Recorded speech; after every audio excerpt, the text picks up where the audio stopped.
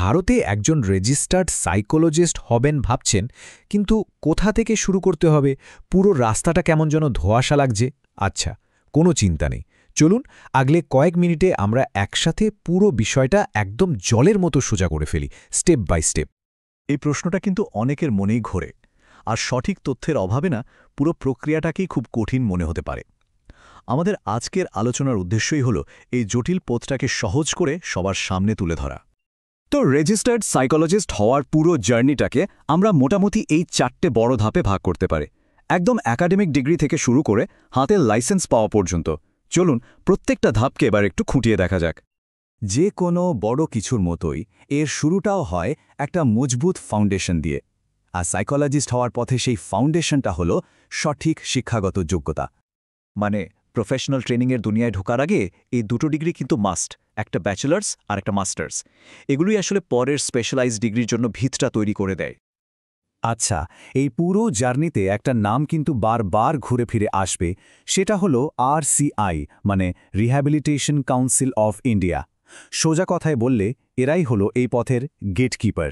মানে যে কোনো কোর্স বা ডিগ্রি তখনই আসল বলে ধরা হবে যখন তাতে RCI-এর ছাপ থাকবে, কারণ এই অনুমোদনটাই তো গ্যারান্টি দেয় যে পড়াশোনার মান আর প্র্যাকটিসের নৈতিকতা দুটোই ঠিকঠাক আছে।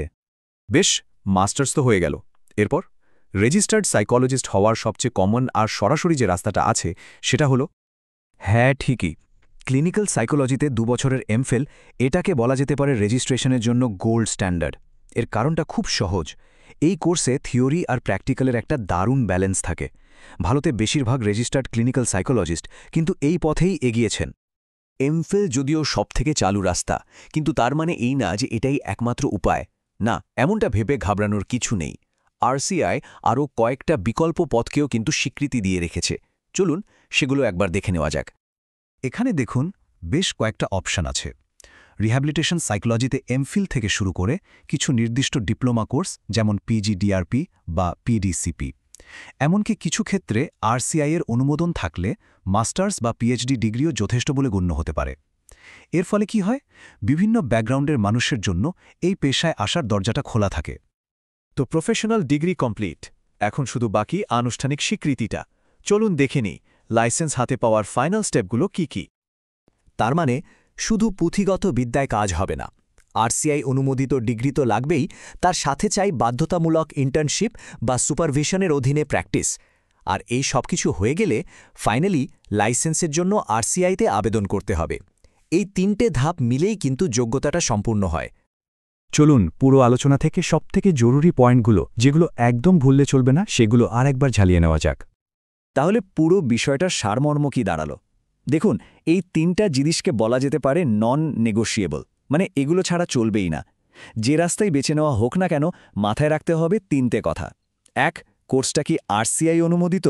2, মাস্টার্সের পর একটা প্রফেশনাল ডিগ্রি করা হয়েছে তো?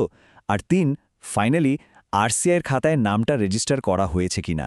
ব্যাস, এই 3টে হলো আসল কথা। তাহলে ভারতে একজন রেজিস্টার্ড সাইকোলজিস্ট হওয়ার পুরো রোডম্যাপটা এখন আশা করি অনেকটাই পরিষ্কার।